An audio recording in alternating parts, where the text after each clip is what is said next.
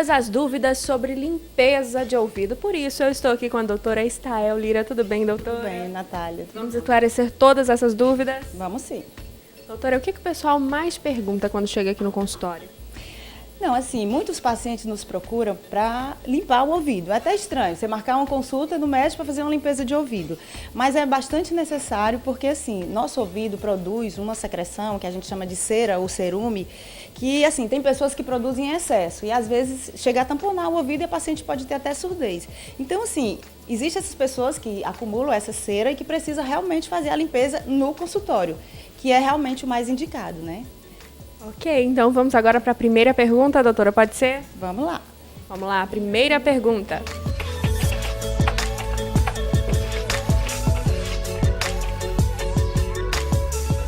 E doutora, limpa o ouvido no consultório, em casa, como é que faz? Isso aí é uma coisa que a gente conversa muito com o paciente, porque assim, a limpeza que você deve fazer em casa. A única coisa que você pode fazer é limpar a parte externa. Você não deve introduzir nada no seu ouvido, você deve limpar apenas aquilo que você está vendo, né? Então, assim, essa limpeza mais profunda tem que ser feita no otorrino. É com um cotonete, uma toalhinha, como é que faz? Em casa, o que você deve fazer? Você coloca um dedo numa toalhinha e você pode limpar o pavilhão auricular.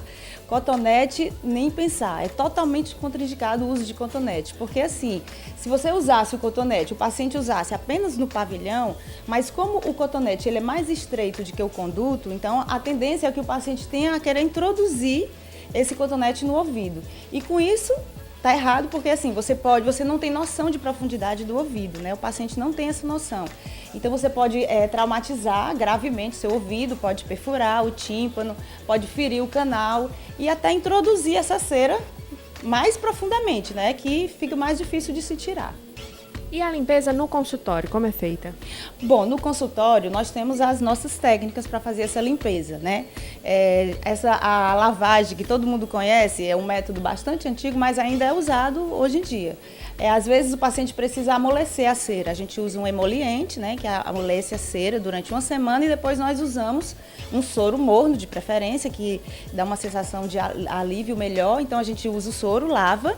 Podemos usar também o aspirador para poder aspirar essa secreção, ou então um estiletezinho que a gente consegue remover. Agora, tudo com cuidado, porque nós temos que ter uma luz, porque o ouvido é um orifício escuro, né, comprido, então assim, nós temos que ter uma boa iluminação, né, para poder fazer essa remoção. Só no otorrino, então? De preferência, né, só no otorrino. Em casa, nem pensar. Ok, vamos para a próxima pergunta.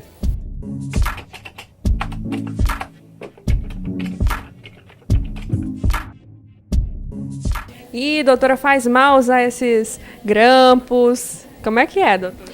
Olha, nós pegamos assim no consultório infinidade de coisas que as pessoas colocam nos ouvidos, né? Vai desde grampo, cotonete, que já disse que não está errado, palito de fósforo, palito de dente, tampa de caneta, pena de galinha. Então, assim, tudo que... Pena de galinha, doutora?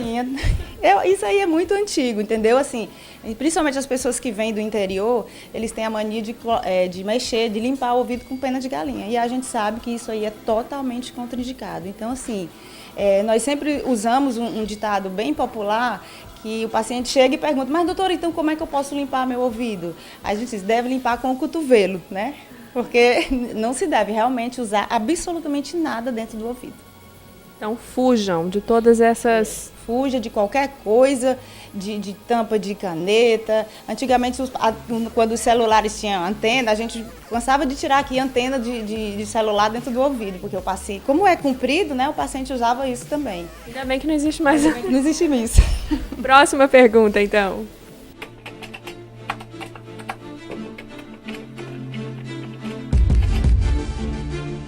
Eita, doutora, são muitas complicações. Muitas complicações, nós pegamos bastante complicação. A principal é a perfuração do tímpano, né? Você sabe que o ouvido ele tem uma membrana timpânica, que ela é uma membrana muito fina, então assim, o paciente, como eu te falei, ele não tem noção de profundidade do ouvido, então limpa, introduz alguma coisa no ouvido e acaba rompendo o tímpano. E isso aí é uma complicação, realmente é bem complicada mesmo, porque muitas vezes o tímpano não se regenera e o paciente precisa fazer uma cirurgia para a reconstrução do tímpano. Um problema bem mais sério. Acaba um problema grave, né? Nós consideramos grave porque é uma complicação, tem que fazer uma cirurgia no ouvido por causa de uma simples limpeza que poderia ter sido evitada, né? E outra coisa também que a gente pega bastante é paciente que chega com aquela otite bem violenta, uma otite externa, porque ele mexe, né? E geralmente essas coisas são contaminadas, né? Então leva bactérias, micro-organismos para o ouvido e acaba trazendo a infecção. E olha, é bastante doloroso uma otite externa, viu? É uma emergência mesmo que você tem que usar antibióticos, anti-inflamatórios. Então, assim, na dúvida, é bom não evitar qualquer coisa dentro do ouvido. Vamos para a próxima? Vamos lá.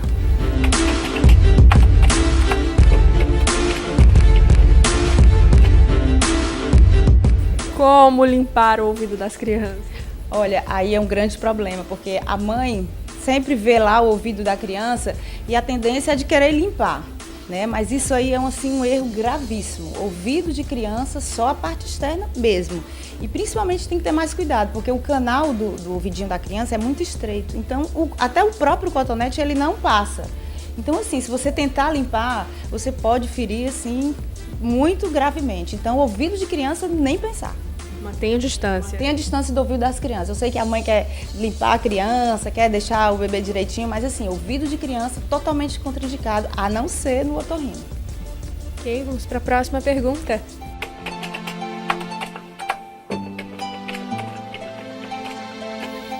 Pessoal que faz natação, hidroginástica, né? Doutora, como é que faz se entrar água? Pode colocar álcool? Pode, você pode colocar álcool desde que você saiba que seu ouvido é totalmente normal. Se você não tiver nenhum tipo de infecção, nenhum tipo de perfuração ou alguma outra patologia de ouvido, se for tudo normal, você pode colocar sim umas 2, 3 gotinhas de álcool, que aí evapora toda a água e sai completamente. Esquentou, vira, é assim? Não precisa nem virar. Antigamente as pessoas esquentavam água na boca, né, colocavam no ouvido, mas não precisa. Você pinga as gotinhas porque o álcool ele evapora toda a água. Só colocar que sai todinho.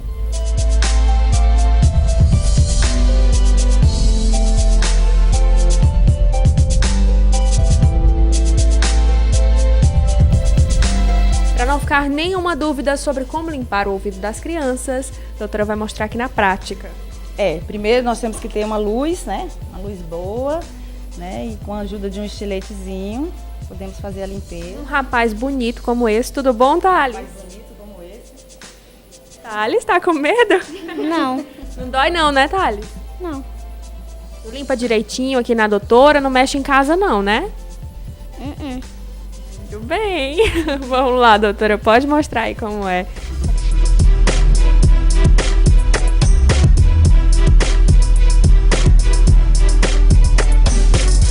Muito obrigada, doutora, por esclarecer todas as dúvidas. Foi um prazer.